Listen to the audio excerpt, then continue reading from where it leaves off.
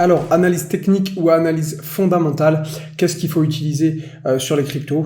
Je vais vous donner la réponse dans cette vidéo, c'est parti. Allez, pour ceux qui ne me connaissent pas, j'étais market maker en crypto dans un desk à Chypre là où j'habite et je partage sur cette chaîne un petit peu tout ce que je sais de la finance, donc si ça vous intéresse, n'hésitez pas à liker la vidéo et à vous abonner, ça fait toujours plaisir. Allez, c'est parti rapidement. Analyse technique aujourd'hui contre analyse fondamentale. En gros, quelles sont les prérogatives de chacun, à quoi ça sert, etc.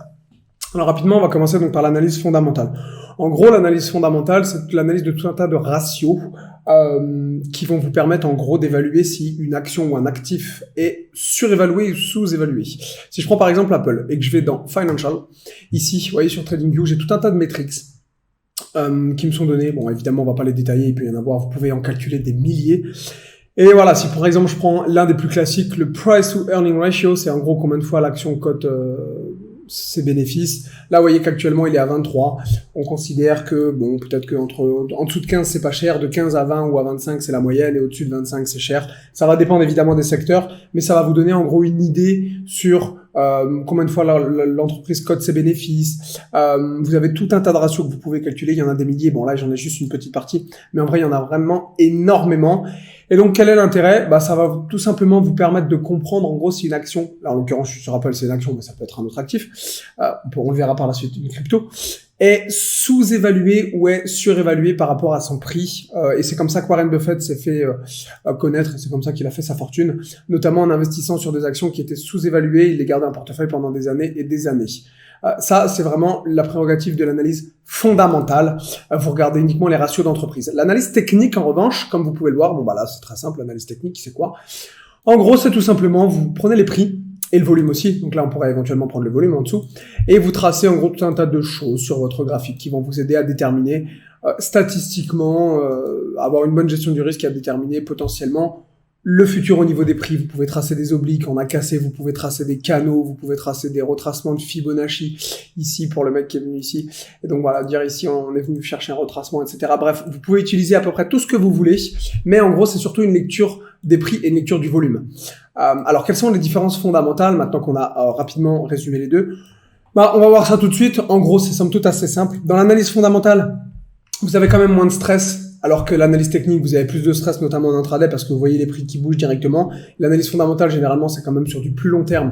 Donc effectivement, ça va réduire le stress. Vous n'avez pas de signaux contradictoires. Malheureusement, en analyse technique, vous avez des signaux contradictoires. Si moi je dis qu'aujourd'hui, il faut acheter le Bitcoin sur une analyse technique, le mec d'à côté, il va vous dire que non, il faut vendre le Bitcoin sur une autre analyse technique. L'analyse technique est subjective. L'analyse fondamentale l'est beaucoup moins. Il y a beaucoup plus d'objectivité sur du fondamental que sur du technique. Bon.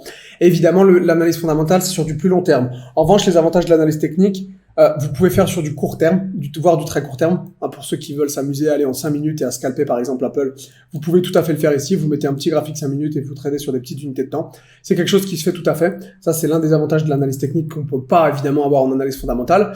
Un autre avantage, moi, que je vois, c'est la psychologie. C'est-à-dire qu'en analyse technique, vous regardez un petit peu la psychologie des intervenants de marché. Où est-ce qu'ils sont rentrés, où est-ce qu'ils sont sortis, ça vous donne tout un tas de niveaux clés.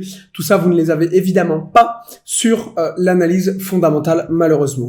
Voilà, grosso modo, rapidement, les différents traits de chacun de ces deux catégories. On pourrait même ajouter une troisième catégorie qui est, je dirais, une analyse de news, une analyse macroéconomique. Comme vous avez, par exemple, ici, si je prends Apple, vous voyez qu'il y avait eu des résultats qui étaient tombés. Et en fonction des résultats, vous voyez, surprise, ils ont estimé, reporté. Donc, en gros, vous voyez que ils ont estimé ça à 63 milliards. Là, en l'occurrence, reporté, ils en ont reporté 81. C'était donc en hausse, apparemment de 11%. Donc, le marché a dû monter, etc., etc. C'est une troisième type d'analyse, l'analyse macroéconomique ou l'analyse de news. Mais pour garder cette vidéo simple, je l'ai coupée en deux, fondamentale et technique.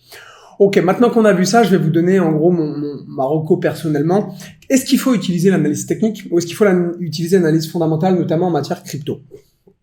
Ça dépend. Si je prends un token nouvellement listé, c'est-à-dire soit un token qui n'est pas listé, soit un token qui est nouvellement listé, là je vais prendre ce magnifique PooCoin, quand même merveilleux, qui a été listé il y a une dizaine de jours. Vous pouvez pas vraiment croire ce graphique pour deux raisons. La première, c'est parce qu'il n'y a pas d'historique.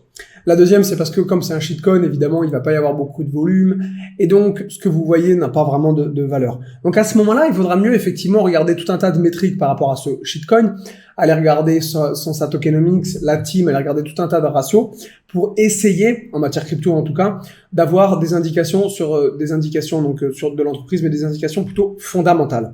En revanche, effectivement, quand vous avez un historique de prix, bon là je vais reprendre Apple, mais vous pouvez prendre n'importe quelle grosse crypto qu'à côté, si on prend par exemple, soyons fous, TRX, là, voilà, vous voyez qu'il y a un énorme historique de prix. Ça vaut quelque chose, parce que le prix, il n'est pas subjectif. Autant en analyse fondamentale, les recommandations sont subjectives, autant le prix que vous tradez, il n'est pas subjectif, il est objectif puisque tout le monde le trade sur la plateforme. Vous pouvez pas, on peut être en désaccord sur une analyse fondamentale, voire technique, mais on peut pas être en désaccord sur le prix. Donc à ce moment-là, pour les tokens qui sont listés depuis longtemps et qui ont un historique, il faudra très souvent regarder l'analyse technique. Ça va vous donner des gros niveaux, des niveaux de support, des niveaux de résistance. Ça va vous donner en gros des zones d'intervention sur lesquelles il sera toujours intéressant évidemment d'acheter le marché ou de le vendre. Mais grosso modo, moi c'est ce que je préconise. Pour tous les gros coins ou ceux qui ont un historique, regardez plutôt la technique.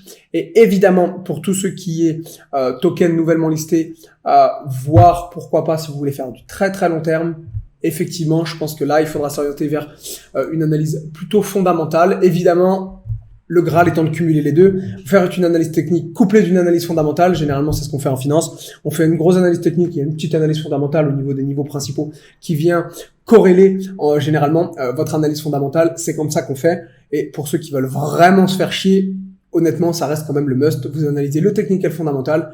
Et comme ça, après, il se passe ce qui se passe. Au moment où vous avez minimisé le risque de manière à maximiser les gains. Ce qui, je le rappelle, est le but en finance. Voilà, c'est tout pour cette vidéo. Si vous avez des commentaires, si j'ai oublié quelque chose, évidemment, vidéo courte, parce que je veux pas perdre votre attention, donc je garde ces vidéos courtes. Si jamais j'ai oublié quelque chose ou que vous avez des questions, n'hésitez pas à me le mettre dans les commentaires. Et sur ces belles paroles, les amis, je vous dis probablement à demain.